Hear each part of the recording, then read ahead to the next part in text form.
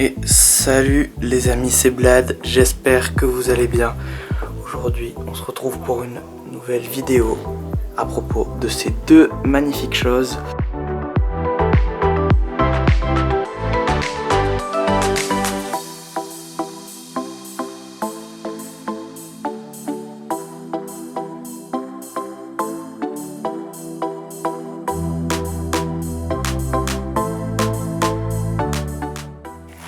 Alors, peu de gens ont l'air de l'avoir compris, mais ce sont des modèles d'exception.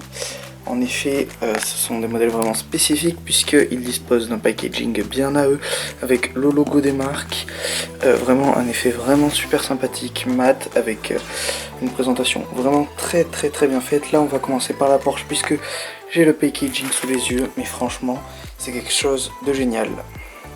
Hop là, magie du montage, vu que c'est vraiment une galère.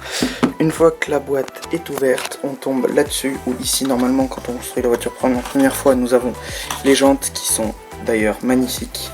Et on commence donc avec un petit livret en première position. Le voici qui est vraiment gros pour le coup et qui regroupe donc toutes les instructions de montage. Mais nous avons le droit à quelque chose que nous n'avons d'habitude pas chez Lego. Déjà, il y a une présentation qui est vraiment super. Et donc on peut voir qu'il y a des menus bien spécifiques. En effet, on peut voir qu'il y a des pages de menus, une petite présentation en fait, qui arrive juste avant les montages. Voilà, donc on a des menus explicatifs en allemand et en anglais, puisque cette voiture est bien évidemment avec un packaging assez exclusif, donc ils appellent les pas le faire dans toutes les langues. Et donc ici on retrouve vraiment des phrases par exemple de Ferry Porsche, de l'histoire un peu de la marque, des photos du musée Porsche. Voilà, là ici on a les instructions de montage, mais au fur et à mesure, voilà, on va avoir des phrases et des trucs explicatifs nous disant comment ils ont imaginé pour construire la voiture en partant du modèle de base. Voilà, donc on voit l'ingénieur en chef de chez Porsche, ou de Porsche Motorsport il me semble, voilà, qui est en train de construire, d'examiner la Porsche entièrement construite. On a plusieurs documentaires, plusieurs trucs exclus parlant de cette voiture, des phrases du designer de Lego Technique. Voilà, une comparaison des équipes Porsche et des équipes Lego qui comparent la vraie à la reproduction miniature en Lego. Une petite histoire sur quand est-ce qu'a commencé le projet, donc à l'hiver 2013 jusqu'à l'automne 2015, donc c'est quand même un plutôt gros projet. Et ensuite on se retrouve avec tout ça. Voilà, donc des petites images, hop, et puis ensuite une petite page nous disant que c'est parti, qu'on va construire, et qu'on construit en première étape le fameux Flat 6. Et voilà pour ce qui est du livret, donc c'est vraiment super sympa. C'est présenté en 4 boîtes, donc la première boîte, donc on a l'image du Flat 6, la seconde boîte qui est juste ici, on a pour la première partie de l'intérieur, hop, si j'arrive à la ranger, hop, la troisième boîte. Alors je suis désolé encore des petits bruits parce que j'ai déjà construit les voitures, hein, vous l'avez vu, et donc c'est les pièces de rechange de chaque catégorie que j'ai mis dedans. Comme ça c'est plus simple. En partie 3, la carrosserie. En partie 4, la fin de la carrosserie. Et voici. Alors c'est un modèle qui n'est pas hyper compliqué à réaliser. Si vous avez un peu d'expérience en Lego Technique, comptez 8h, 8h30 pour pouvoir le réaliser. Et franchement le packaging est vraiment juste vraiment beau. Mais ce n'est rien en comparaison du packaging de notre cher ami Bugatti Chiron, puisque le packaging qui arrive juste ici, hop là, hop, est vraiment magnifique.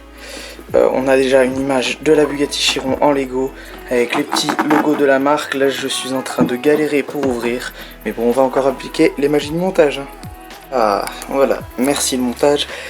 Quand on arrive à l'intérieur de la boîte, déjà on remarque, si on a l'œil, que tous les modèles, sans exception les plus emblématiques de Bugatti, donc on commence partout, voilà, hein, par la Type 35, l'Atlantique, la EB110 GT qui a été un peu la renaissance de Bugatti, l'Aveyron qui a été le premier modèle à dépasser les 435 km/h, l'Aveyron Super Sport il me semble, et la Chiron actuellement, hop là.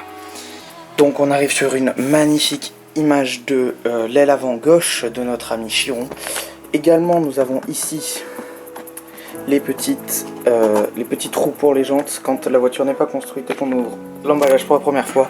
C'est vraiment un magnifique effet waouh. Donc premier livret, alors pareil là, voilà, book one, merci, l'accent anglais. Voilà, alors, si c'est comparable, alors ce n'est plus Bugatti. Petite phrase de Ettore Bugatti aussi, qui était d'origine italienne, mais Bugatti c'est bien français, hein, pour ceux qui se le demandaient.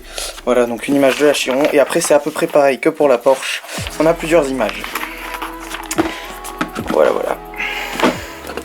Alors, petite chose qui m'a fait vraiment rire, regardez.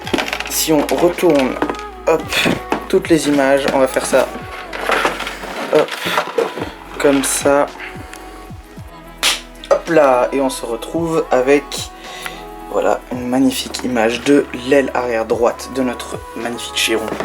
Voilà, avec un second livre, et oui, il n'y a pas un mais 2 livres de construction sur ce Lego Technic, 2 livres qui font plus de 350 pages chacun. Ça fait beaucoup. Ça fait réellement beaucoup. Après, on dispose vraiment d'un packaging magnifique. Vraiment, c'est Lego, ils ont fait un effort de dingue là-dessus. Quand j'ai ouvert les boîtes, j'ai fait waouh. Je pensais que vous savez que ça serait comme dans toutes les boîtes Lego, une petite truc comme ça qu'on déchire, hop là, et il y a tous les sacs qui tombent, tous des sacs, même pas dans le bon ordre et tout, qui tombent. Mais non, là, ça a été fait d'une façon parfaite et c'est franchement sublime.